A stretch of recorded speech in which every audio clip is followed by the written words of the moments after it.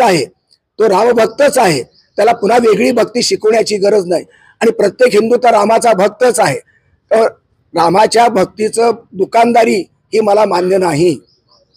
ही एक गोष्ट। कालचा जो निकाल आलेला आहे तो निकाल योग्य वाटत नाही तांत्रिक दृष्ट्या, ते जरीही त्यांचं बरोबर आणि जरी उद्धव ठाकरेंनी पुन्हा संबंधित जनतेच्या न्यायालयात आपल्याला न्याय मागण्याचा प्रयत्न केला, तो भाग आता सुप्रीम कोर्टाच्या टप्प्यात आहे आणि म्हणून खरं काय खोटं काय या दृष्टीने आपल्याला पाहावं लागेल।